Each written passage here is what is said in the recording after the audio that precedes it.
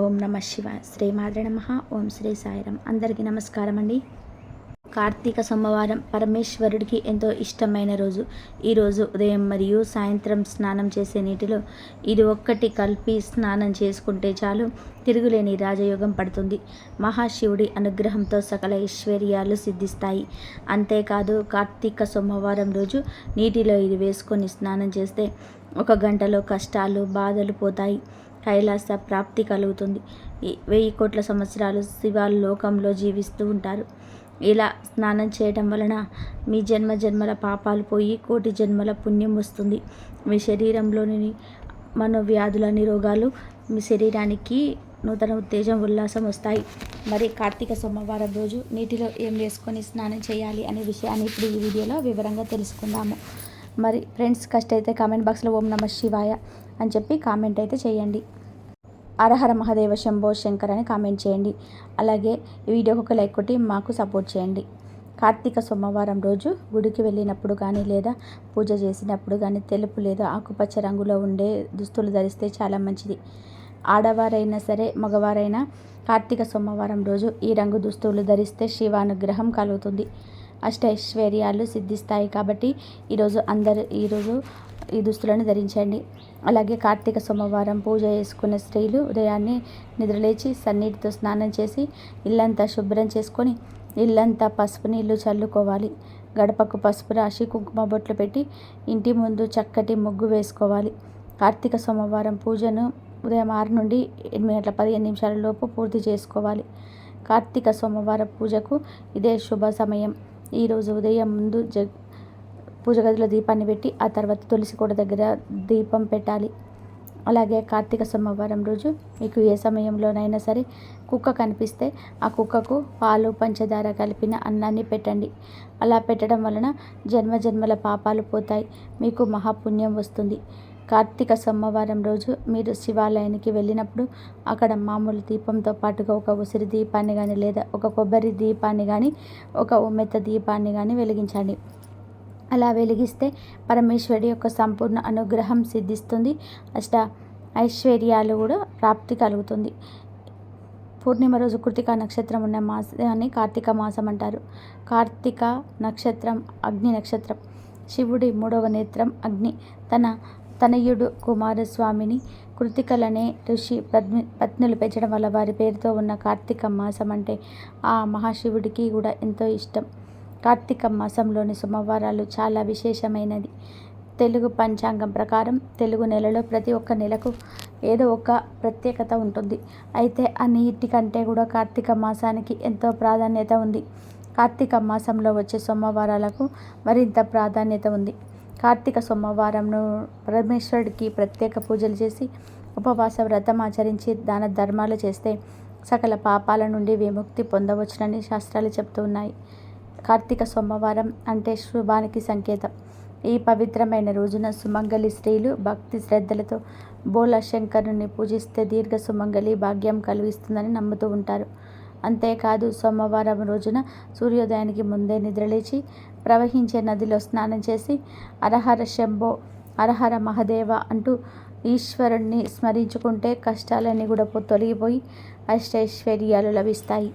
కార్తీక మాసంలోని సోమవారం పూట ఉపవాసం ఉండి పరమేశ్వరుని భక్తి శ్రద్ధలతో పూజించాలి. ఇలా చేయడం వలన కైలాసవాస దర్శనం భాగ్యం కలుగుతుందని శాస్త్రాల్లో వివరించబడింది. దీన్నే కార్తీక నక్తాలని కూడా అంటారు.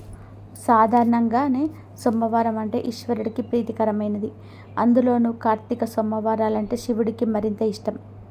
సోమ అనే పదంలో సోమ అంటే సా ప్లస్ ఉమ అని అర్థం వస్తుంది. అంటే ఉమతో కలిసి ఉన్న పరమేశ్వరుడిగా చెప్తుంటారు. ఈ కారణంగానే సోమవారం రోజున శివుడికి ప్రత్యేక పూజలు చేయడం వలన విశేష ఫలితాలు వస్తాయని చాలామంది నమ్ముతూ ఉంటారు. కార్తీక సోమవారం వ్రతం చేయాలనుకునేవారు సోమవారం రోజు ఉదయాన్నే లేచి శుచిగా స్నానం చేసుకొని ఇంట్లో మరియు తులసి కోట దగ్గర దీపాలను పెట్టుకొని పరమేశ్వరుని పూజించుకోవాలి. బిల్వపత్రాలతో పూజ చేస్తే చాలా మంచిది. శివుడికి మీ ఇంట్లో స్వయంగా వండిన పాయసాన్ని నైవేద్యంగా సమర్పించాలి. దీన్ని మీరు తీసుకుని ఇతరులకు ప్రసాదంగా ఇవ్వండి. ఈరోజు ఉపవాసం ఉండాలి. శివనామ స్మరణ చేసుకుంటూ ఆ రోజు గడపాలి. తర్వాత ఆ రోజు సాయంత్రం ఏదైనా పరమేశ్వరుని ఆలయానికి వెళ్ళి కార్తీక దీపం వెలిగించటం వలన సకల దోషాల నుంచి విముక్తి లభిస్తుంది. సోమవారం సాయంత్రం 6 గంటల ప్రాంతంలో సుప్రసిద్ధ ఆలయాలు లేదా సమీపంలోని ఆలయాలకు చేరుకొని పంచముఖ గల దివ్యలతో దీపాలను వెలిగించడం ద్వారా శుభ ఫలితాలు చేకూరుతాయని పురోహితులు చెప్తున్నారు. ఆలయానికి వెళ్ళలేని వారు కార్తీక సోమవారం రోజున సాయంత్రం సంధ్యావేళలో ఇంట్లో పరమేశ్వరుడి ఎదుట దీపారాధన చేసుకోవాలి. ఇలా చేయడం వలన ఇంట్లో డబ్బు, ఆహారం కొరత అనేది రాకుండా నిత్యం సుఖశాంతులు సిద్ధిస్తాయి. అత్యంత పవిత్రమైన ఈరోజు ఉదయం మరియు సాయంత్రం స్నానం చేసే నీటిలో పిడికెడు ఉత్తరేణి ఆకులను కానీ లేదా 5 బిల్వ దళాలను కానీ పిడికెడు వేప ఆకులను కానీ వేసుకొని స్నానం చేస్తే జన్మల దరిద్రాలు పోతాయి. శరీరంలోని వ్యాధులన్నీ కూడా నశిస్తాయి. మహాశివుడికి ఉత్తరేణి ఆకులంటే ఎంతో ఇష్టమని శివపురాణం చెప్తుంది కనుక ఈ కార్తీక సోమవారం రోజు చక్కగా గుప్పెడు ఉత్తరేకుల ఆకులను తెచ్చుకొని ఆకులను నీటిగా చేతితో నలిపి నీటిలో కలిపి స్నానం చేయాలి. ఉత్తరేణి ఆకులు దొరకని వారు 5 బిల్వ దళాలను చేతితో నలిపి నీటిలో వేసుకొని స్నానం చేయవచ్చు. ఉత్తరేణి ఆకులు, బిల్వ దళాలు ఈ 2 దొరకని వారు పిడికెడు లేత వేపాకులు తెచ్చుకొని నీటిలో వేసుకొని స్నానం చేయాలి. ఈ ఆకులను నైటే ఒక బకెట్ నీటిని చంద్రుని కాంతిలో ఉంచి ఈ ఆకులను నలిపి నీటిలో వేసి నైట్ అంతా ఉన్న ఆ నీటితో తెల్లవారుజామునే స్నానం చేయాలి. ఇలా స్నానం చేస్తే అన్ని రకాల దిష్టి దోషాలు, నరదిష్టి పోతాయి. ఒంట్లో ఉన్న నెగిటివ్ ఎనర్జీ మొత్తం కూడా పోయి పాజిటివ్ ఎనర్జీ వస్తుంది. గంటలో కష్టాలు, బాధలు పోతాయి. కైలాస ప్రాప్తి కలుగుతుంది. 1000 కోట్ల సంవత్సరాలు శివ లోకంలో జీవిస్తూ ఉంటారు. ఇలా స్నానం చేయడం వలన జన్మజన్మల పాపాలు పోయి కోటి జన్మల పుణ్యం వస్తుంది. మీ శరీరంలోని రోగాలు, మనోవ్యాధులు పోతాయి. మీ శరీరానికి నూతన ఉత్తేజం, ఉల్లాసం వస్తాయి. ఈ కార్తీక సోమవారం రోజు చాలామంది కాలువలలో, నదులలో స్నానం చేస్తూ ఉంటారు. అలాంటి వారు ఈ ఆకులను కొంచెం నలిపి ఒంటికి రాసుకొని కాలువల్లో స్నానం చేస్తే చాలా మంచిది. ఇలా చేస్తే మీ ఇంట్లోని నెగిటివ్ ఎనర్జీ అంతా కూడా పోయి మీ ఒంటికి వజ్రం లాంటి తేజస్సు వస్తుంది. దేనినైనా సరే సాధించే శక్తి వస్తుంది కనుక అందరూ కార్తీక సోమవారం రోజు ఈ విధంగా స్నానం చేసుకొని శుభాలను పొందండి. పిలిస్తే పలికే దైవం శివుడు. బోలా శంకరుడికి అభిషేకం చేయించడం ద్వారా పరిపూర్ణ జ్ఞానాన్ని, దైవానుగ్రహాన్ని పొందవచ్చునని పురాణాలు చెబుతూ ఉన్నాయి. అభిషేకం సమయంలో దైవ విగ్రహాల నుంచి అత్యంత విలువైన శక్తులు వెలువడుతూ ఉంటాయి. అభిషేకాలు అంటేనే దేవతలు ప్రీతి చెందుతారు. అభిషేక ప్రియుడు శివుడు. అందుకే శివుడికి అభిషేకం చేయించడం ద్వారా విశేష శుభ ఫలితాలను పొందవచ్చు. సాధారణంగా శివుడిని నీటితో కానీ పాలతో కానీ అభిషేకిస్తూ ఉంటారు. ఏ ద్రవ్యంతో అభిషేకించిన ఫలితం ఒకేలాగా ఉంటుందని అనుకుంటూ ఉంటారు. కానీ మహర్షులు ఎంపిక చేసిన ఒక్కో ద్రవ్యంతో అభిషేకించటం వలన ఒక్కొక్క ఫలితం ఉంటుందని చెప్పబడుతుంది. శివుడికి కొన్ని పదార్థాలతో అభిషేకం చేయిస్తే కోరుకున్న కోరికలు నెరవేరుతాయి. ముందుగా పసుపు పొడితో శివుడికి అభిషేకం చేస్తే ప్రభుత్వ అధికారుల నుంచి సానుకూలత లభిస్తుంది. తిరుమంజన పొడితో అభిషేకం చేస్తే దైవానుగ్రహం లభిస్తుంది. గ్రహ దోషాలు తొలగిపోతాయి. బియ్యపిండితో అభిషేకం చేయిస్తే అప్పుల బాధలు తొలగిపోతాయి. చందనాది తైలంతో అభిషేకం చేయిస్తే ఉదర సంబంధిత రుగ్మతలు తొలగిపోతాయి. పంచామృతంతో శివుడికి అభిషేకం చేయించటం ద్వారా అష్టైశ్వర్యాలు చేకూరుతాయి. నేతితో శివాభిషేకం చేస్తే మోక్షం సిద్ధిస్తుంది. పాలతో పరమాత్మకు అభిషేకం చేస్తే ఆయుర్దాయం పెరుగుతుంది. పెరుగుతో శివాభిషేకం ద్వారా సంతాన ప్రాప్తి చేకూరుతుంది. బత్తాయి పండ్ల రసంతో శివాభిషేకం చేస్తే ఆరోగ్యం సిద్ధిస్తుంది. అనారోగ్యాలు మాయమవుతాయి. చెరుకు రసంతో శివాభిషేకం చేయిస్తే ఆయుర్దాయంతో పాటు సంపూర్ణ ఆరోగ్యం లభిస్తుంది. నిమ్మ రసంతో శివాభిషేకం చేస్తే శత్రు భయం ఉండదు, యమ భయం ఉండదు. కొబ్బరి నీటితో శివాభిషేకం చేస్తే ఉన్నత పదవులు, హోదా, గౌరవం, కీర్తి చేకూరుతుంది.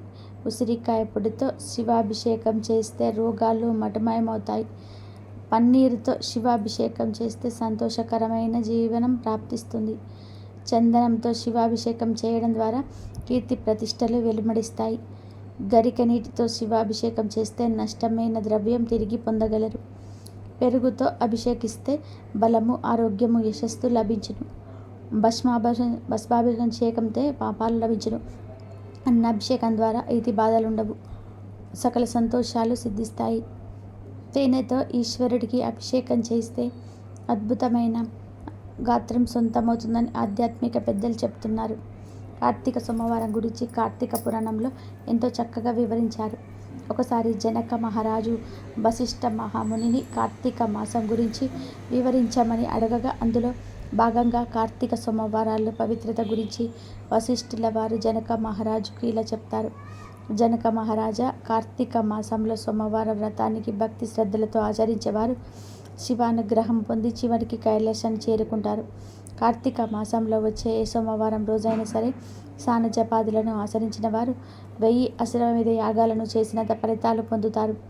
కార్తీక సోమవారం రోజు ఈ 6 పద్ధతులు ఒక పద్ధతిలో కార్తీక సోమవార వ్రతాన్ని ఆచరించిన వారి జన్మ ధన్యమవుతుందని వివరించారు. ఆ 6 పద్ధతులు ఏమిటి అంటే 1 ఉపవాసము, 2 ఏకభుక్తము, 3 నక్తము, 4 ఆయాచిత్తము, 5 స్నానము, 6 తినము. మొదటిగా ఉపవాసం అంటే ఈరోజు శక్తి గలవారు పగలంతా భోజనంతో గడిపి అంటే ఏమి తినకుండా గడిపి సాయంకాల సమయంలో శివాభిషేకం చేసిన నక్షత్ర దర్శనం అనంతరం తులసి తీర్థాన్ని మాత్రమే సేవించాలని పేర్కొన్నారు. ఉపవాసం అంటారు. ఇది సాధ్యం కాని వారు 2వ పద్ధతి ఏకభుక్తము. ఏకభుక్తం అంటే ఉదయం స్నాన దాన జపాలను విధిగా చేసుకొని మధ్యాహ్నం భోజనం చేసి రాత్రి భోజనానికి బదులు తులసి తీర్థం మాత్రమే తీసుకోవాలి. దీన్ని ఏకభుక్తము అంటారు.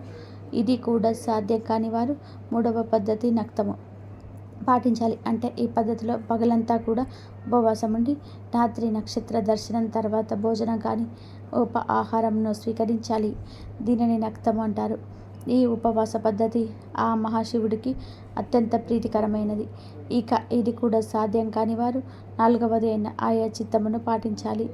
ఆయాచిత్తము అంటే భోజనానికి తాము ప్రయత్నించకుండా ఎవరైనా సరే వారికి వారుగా పిలిచి పెడితే మాత్రమే భోజనం చేయడాన్ని ఆయాచిత్తము అంటారు. ఇది కూడా సాధ్యం కాని వారు 5వ పద్ధతి అయిన స్నానం ఆచరించాలి. అంటే ఈరోజు స్నానం చేసి ఆహార నియమాలు పాటించకుండా శివ పంచాక్షరి మంత్రాన్ని పఠించాలి. ఇక ఇది కూడా సాధ్యం కాని వారు 6వ పద్ధతి అయిన తిలాదానం చేయాలి.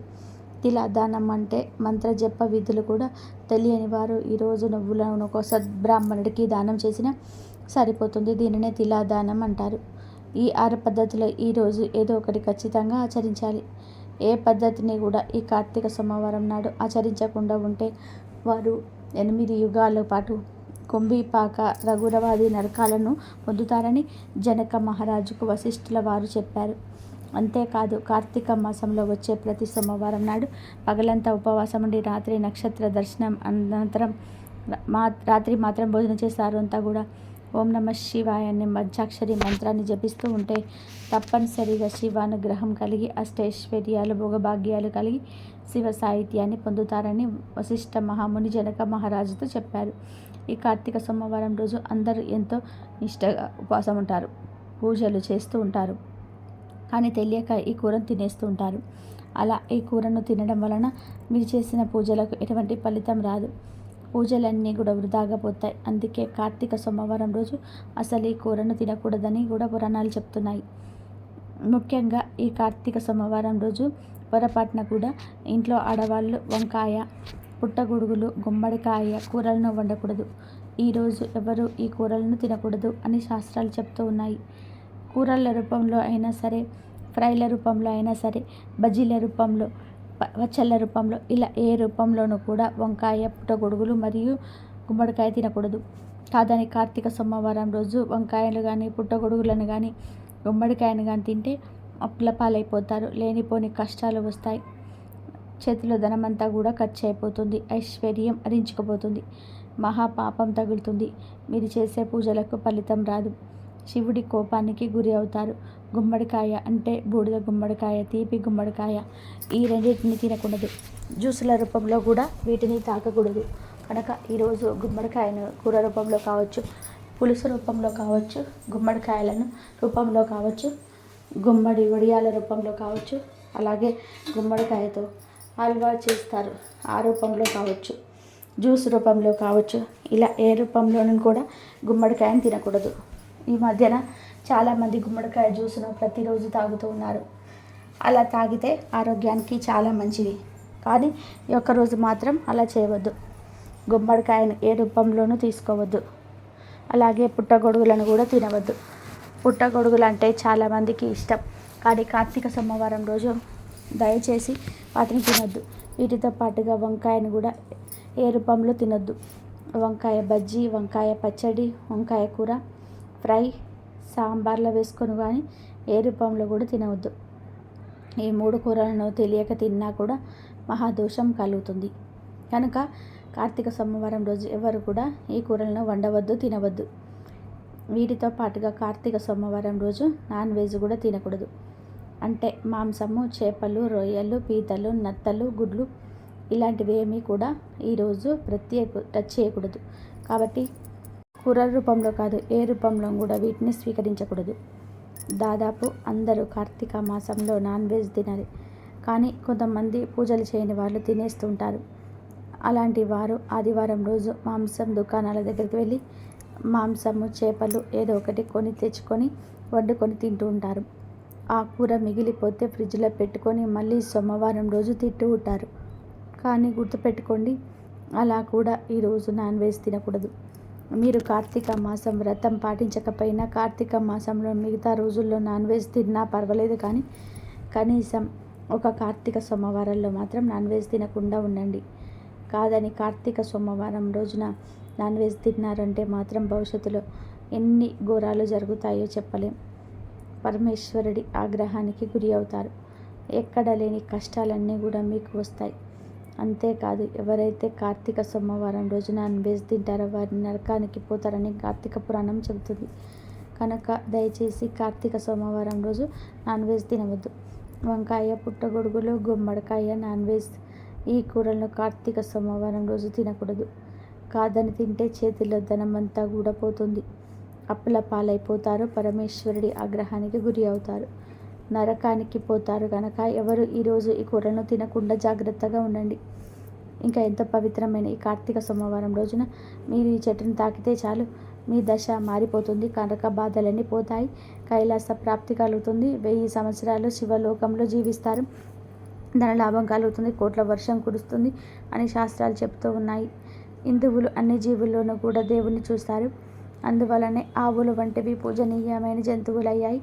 అలాగే కొన్ని పర్వతాలు పుణ్యస్థలాలయ్యాయి. కొన్ని నదులు పుణ్య నదులయ్యాయి. వాటికి ఆ పవిత్రత ఏ విధంగా వచ్చిందో వివరించే కథలు కూడా ఉన్నాయి. అలాగే చెట్లల్లో కూడా దేవుని చూశారు. కొన్ని చెట్లల్లో దేవతా వృక్షాలు అన్నారు. నిజానికి చెట్లు భూమి మీద సౌరశక్తిని గ్రహించుకునే కేంద్రాలలో ముఖ్యమైనవి. అవి మనకు కాయలు, పండ్లు, పువ్వులు, ఔషధాలు ఇవ్వడంతో పాటు వంట, చెరుకు వంటివి ఇచ్చి మానవాళి మనుగడకు ఎంతగానో తోడ్పడుతూ ఉన్నాయి. అయితే చెట్లకు కూడా మనుషుల మాదిరి ఆనందము, బాధ వంటివి ఉంటాయని మనువు పేర్కొన్నారు. ఈ విషయం ఆధునిక విజ్ఞాన శాస్త్ర విద్య కూడా నిరూపితమైంది. భారతీయ ఋషులు సైతం కొన్ని వృక్షాలను పవిత్రమైనవిగా పేర్కొన్నారు. ప్రత్యేకించి కార్తీక సోమవారం నాడు మారేడు చెట్టును తాకితే చాలు, శివానుగ్రహం కలుగుతుంది. కష్టాలన్నీ కూడా పోతాయి. మీ జీవితం అద్భుతంగా మారుతుంది. ఎందుకంటే కార్తీక సోమవారం నాడు మారేడు చెట్టుకు విపరీత శక్తులు వస్తాయి. మారేడు చెట్టులోని ధాతువులు యాక్టివేట్ అవుతూ ఉంటాయి. కనుక ఈరోజు మారేడు చెట్టును తాకితే ఒంట్లోని దోషాలు, రోగాలు, నెగిటివ్ ఎనర్జీ పోతాయి. మీకు తిరుగులేని రాజయోగం పడుతుంది. మీకుండే ధన సమస్యలు, కష్టాలు పోతాయి. కనుక కార్తీక సోమవారం రోజు మీకు ఎక్కడ మారేడు చెట్టు కనిపించినా ఆ చెట్టుకు చెంబుతో కొన్ని నీళ్లు పోసి తర్వాత మారేడు చెట్టు చుట్టూ కూడా 3 ప్రదక్షిణాలు చేయండి. ఆ తర్వాత మారేడు చెట్టు 11 సార్లు తాకండి. అలా తాకేటప్పుడు మనసులో మీ కోరికను చెప్పుకోండి. అలా చెప్పుకోవడం వలన మీ కోరిక త్వరగా నెరవేరుతుంది. ఇలా మారేడు చెట్టు తాకిన తర్వాత ఆ చెట్టు కింద ఒక మట్టి ప్రమిదలో ఆవు నెయ్యి లేదా నువ్వుల నూనె పోసి 3 ఒత్తులు వేసి దీపం ఒకటి పెట్టండి. తర్వాత కాసేపు మారేడు చెట్టు దగ్గర కూర్చోండి. మారేడు చెట్టు నుంచి వచ్చే గాలిని పీల్చండి. అలా పీల్చడం వలన మీకేమైనా రోగాలు, బాధలు ఉంటే పోతాయి. ఇదంతా చేసే టైం లేదు అనుకునేవారు కార్తీక సోమవారం రోజు జస్ట్ మారేడు చెట్టుకు తాకినా చాలు. అందులోని అద్భుత శక్తులు మీ శరీరంలోకి ప్రవేశించి మీ దశ మారిపోతుంది. సకల దేవతల అనుగ్రహం లభిస్తుంది. పరమేశ్వరుడి అనుగ్రహం లభిస్తుంది. మీ శరీరానికి మంచి పాజిటివ్ ఎనర్జీ వస్తుంది.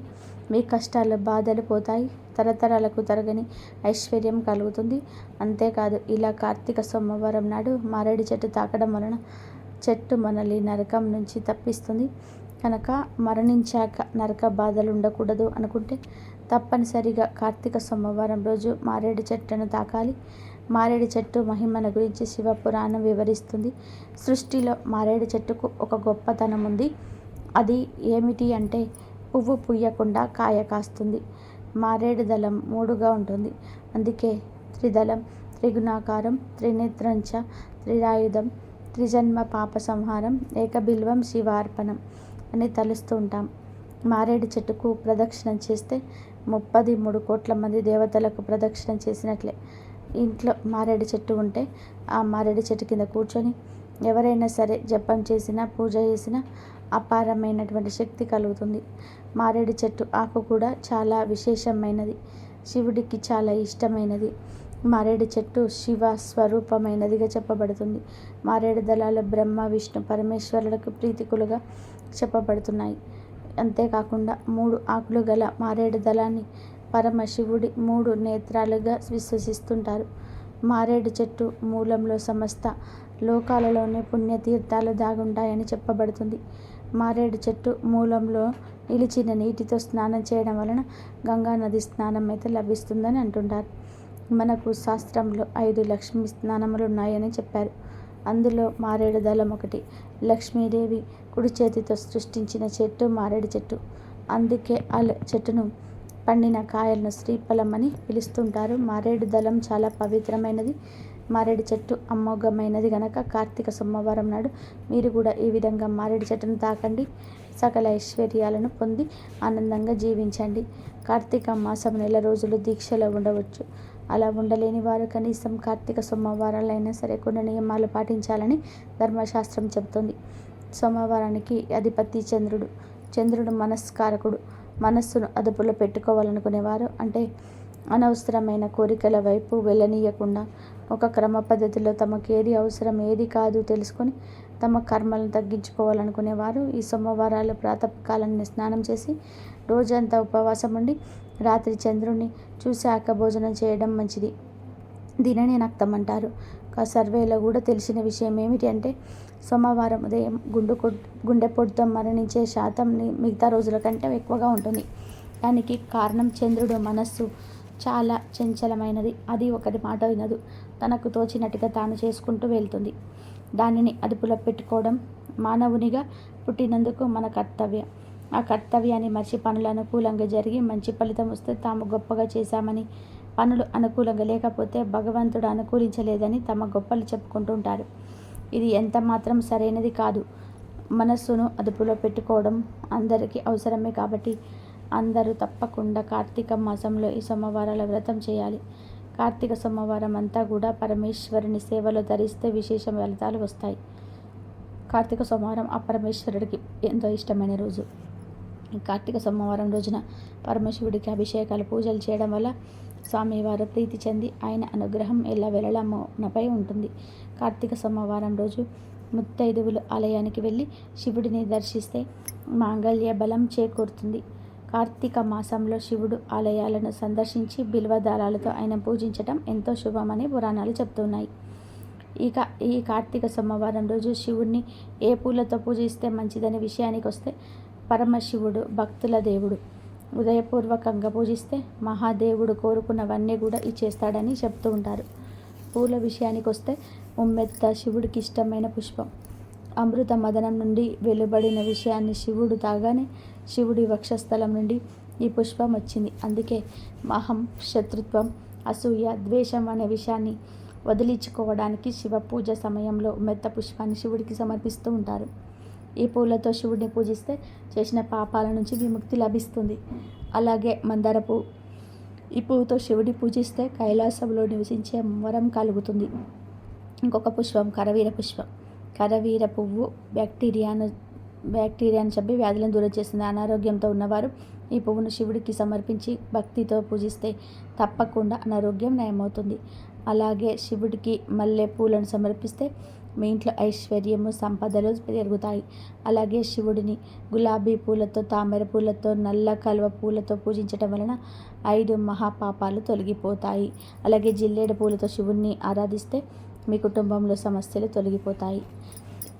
కార్తీక సోమవారం ఈ పవిత్రమైన రోజున రాత్రి 12 గంటలలోపు శివుడి ఫోటో వెనుక ఒక అద్భుతమైన ఆకును పెడితే మీరు కటిక పేదవారికంలో ఉన్నా సరే ధనవంతులు అవుతారని పండితులు చెప్తున్నారు.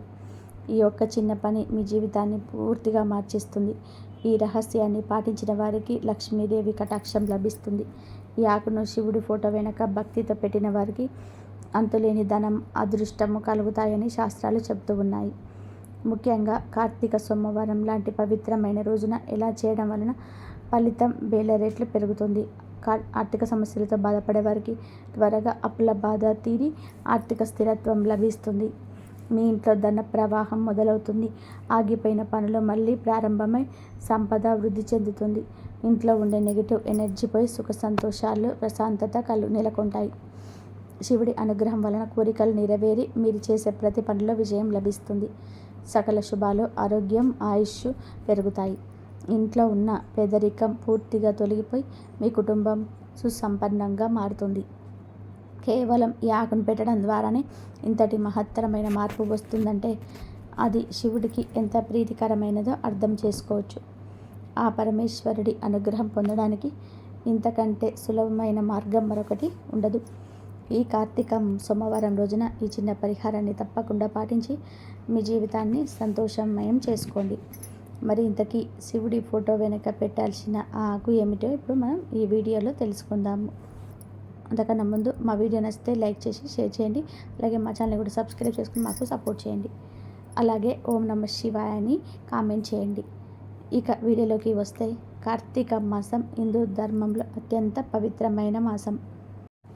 ఈ కార్తీక మాసంలో సాధారణ ఆకులకు దైవిక శక్తి ఉంటుంది. ఈ ఆకులంతా భక్తి శ్రద్ధలతో ఇంట్లో ఉంచుకోవడం వలన ఆయా దేవతల యొక్క అనుగ్రహం లభిస్తుంది. ఈ పవిత్రమైన ఆకులు కేవలం ఆకులే కాదు, అవి సాక్షాత్తు దైవ స్వరూపాలుగా భావించబడతాయి. హిందూ ధర్మంలో ప్రతి ఆకు, పువ్వు వెనక ఒక అర్థం, శక్తి దాగి ఉన్నాయి. కొన్ని ఆకులలో ఔషధ గుణాలుంటే మరికొన్నిటిలో ఆధ్యాత్మిక శక్తి ఉంటుంది. ఈ ప్రత్యేకమైన ఆకులను ఇంట్లో ఉంచుకోవడం ద్వారా మన ఇంటి చుట్టూ ఒక పాజిటివ్ ఎనర్జీ వలె ఏర్పడుతుంది. మరి ఆ అద్భుతమైన ఆకు ఏమిటి? ఏ ఆకును శివుడి ఫోటో వెనక పెడితే మనకు ధనపరంగా కలిసి వస్తుంది అని ఆలోచిస్తున్నారా? ఆ మహాశక్తివంతమైన ఆకు మరేదో కాదు, రావి ఆకు. రావి చెట్టును భగవంతుని రూపంగా కొలుస్తారు. రావి చెట్టు వేళ్లలో విష్ణుమూర్తి, శివుడు, చెట్టు కాండంలో, కొమ్మల్లో నారాయణుడు, ఆకులో హరి, సర్వదేవతల గురువు, చెట్టు కాయలలో కొలువై ఉంటారని స్కాంద పురాణం చెబుతుంది. సాక్షాత్ విష్ణుమూర్తి ప్రతిరూపమే రావి చెట్టు అని విశ్వసిస్తూ ఉంటారు. రావి చెట్టును పూజించడం వలన శనీశ్వరుని బాధలు తొలగిపోయి లక్ష్మీ కటాక్షం కలుగుతుంది. పుత్ర సంతానం కావాలనుకునేవారు రావి చెట్టుకు ఎర్రని వస్త్రంలో పొడుపు కట్టుకోవడం వల్ల పుత్ర సంతానం కలుగుతుందని విశ్వసిస్తుంటారు. రావి చెట్టు ఆకులపై దీపారాధన చేయడం వలన ఎన్ని రోజుల నుండి ఇబ్బంది పడుతున్న దోష కర్మ ఫలితాల నుండి విముక్తి పొందవచ్చు. రావి చెట్టు ఆకులను తీసుకొని ఆకు కాండం దేవుడి వైపు ఉండేలాగా పెట్టి నువ్వుల నూనెతో దీపారాధన చేయడం వలన మనం అనుకున్న కార్యక్రమాలు నెరవేరుతాయి. అంతేకాదు కాలసర్పదోషాలు, నాగదోషాలు తొలగిపోయి సుఖ సంతోషాలతో అష్టైశ్వర్యాలు కలుగుతాయి. విష్ణు నివాసంగా రావి చెట్టును పరిగణిస్తారు. అశ్వత్థుడు వృక్షంగా కూడా ప్రసిద్ధికెక్కిన రావి చెట్టు కింద పరమ భక్తులైన హిందువులు తమ ప్రాణాలను సైతం వదిలిపెట్టడానికి ఇష్టపడుతుంటారు. అందుకే రావి ఆకుకు అంతటి విశేషమైన శక్తి ఉంది. శివుడికి బిల్వపత్రాలు ఎంత ప్రీతికరమో రావి ఆకు కూడా అంతే ప్రీతికరమైనది. ఈ కార్తీక సోమవారం రోజున మీరు చేయాల్సిన చిన్న పని ఇదే. ఈ కార్తీక సోమవారం రోజున సాయంత్రం లేదా రాత్రి 12 గంటల లోపు స్నానం చేసి శుభ్రమైన దుస్తులు ధరించి ఉదయమే కింద రాలిన ఒక రావి ఆకు తీసుకొని ఇంటికి రండి. లేదా సాయంత్రం 4 గంటలకు రావి ఆకును తీసుకొని ఇంటికి రండి. చెట్టు నుండి ఆకును తెంపకూడదు. రాలిపడిన ఆకును తెచ్చుకోండి. ఆ ఆకును చిలిగిపోకుండా పచ్చగా ఉంటే మంచిది. ఆ ఆకును పసుపు నీటితో కానీ గంగాజలంతో కానీ శుభ్రం చేయాలి. ఆ ఆకును శుభ్రం చేసే ముందు ఆకును రాగు పేట్లో పెట్టి ఒక చెంబులో స్వచ్ఛమైన నీటిని తీసుకొని అందులో పసుపు కానీ గంగాజలం కానీ పోసుకోవాలి. 2 చుక్కలు వేసి ఆ నీటిని ఆకుపై పోయాలి. ఆకు శుభ్రం చేసి దానిపై పసుపుతో కానీ కుంకుమతో కానీ లేదా కొద్దిగా చందనంతో కానీ స్వస్తిక్ గుర్తు వేయండి. ఆ ఆకు వేరే ప్లేట్లో పెట్టండి. ఇప్పుడు శివుడి ఫోటో లేదా విగ్రహం ముందు ఒక దీపం వెలిగించండి. ఆ తర్వాత ఆ రావి ఆకుని చేతులతో పట్టుకొని మీ కోరికలు నెరవేరాలని, అప్పులు తీరాలని, ధనవంతులు కావాలని మనస్ఫూర్తిగా శివుని ప్రార్థిస్తూ శివుడి ఫోటో వెనుక ఉంచండి. ఈ విధంగా చేయడం వలన రావి ఆకులో ఉన్న దేవత శక్తి మరియు కార్తీక సోమవారం యొక్క మహత్తరమైన శక్తి రెండు కలిసి మీ జీవితంలోనికి ధన ఆకర్షణను పెంచుతాయి. రావి ఆకులు అనేది లక్ష్మీదేవి కూడా ప్రీతికరమైనది. అందుకే ఈ ఆకును శివుడికి సమర్పించడం ద్వారా శివకేశవుల ఇద్దరి అనుగ్రహం లభించి మీ కష్టాలన్నీ దూరమవుతాయి. ఈ ఒక్క కార్తీక సోమవారం నాడు రావి ఆకును పెట్టడం ద్వారా మీ జీవితంలో అద్భుతమైన మార్పులు చూడడం ఖాయం. రావి ఆకును శివుడి ఫోటో వెనుక పెట్టిన తర్వాత దానిని అలాగే ఉంచకూడదు. ఆ ఆకును ఎండిపోయిన తర్వాతే తీయాలి. ఆకును తీయడానికి ముందు మీరు తప్పనిసరిగా తలస్నానం చేసి శుభ్రంగా ఉండాలి. ఎందుకంటే మనం పవిత్రంగా పూజించిన వస్తువును తీస్తున్నాం. ఆకును తీసుకునే ముందు ఆ కష్టాలను తీర్చినందుకు, నాకు ధనాన్ని ప్రసాదించినందుకు శివయ్యకు ధన్యవాదాలని మనస్ఫూర్తిగా చెప్పుకోండి. ఎండిన ఆకును పారే నీటిలో, అంటే నది, కాలువ లేదా చెరువు పారే నీరు లేకపోతే ఏదైనా పవిత్రమైన చెట్టు మొదట్లో మట్టిలో ఉంచవచ్చు. ఇంటి పరిసరాలలో లేదా చెత్త కుండీలో మాత్రం పడేయకూడదు. పాత ఆకును తీసిన తర్వాత మీరు కావాలనుకుంటే మనకు శుభ్రమైన రావి ఆకును అదేవిధంగా మళ్ళీ పెట్టవచ్చు. ముఖ్యంగా ప్రతి కార్తీక సోమవారం ఇలా చేయడం మీకు మరింత శుభకరం. ఈ చిన్న ఉపాయం మీ జీవితంలో సంతోషము, సంపద తీసుకొస్తాయి. ఈ వీడియో కనుక మీకు నచ్చినట్లయితే ప్లీజ్ లైక్ చేయండి, షేర్ చేయండి, సబ్స్క్రైబ్ చేయండి. మరొక మంచి వీడియోతో మళ్ళీ కలుద్దాం. ధన్యవాదాలు ఇంతవరకు చూసినందుకు.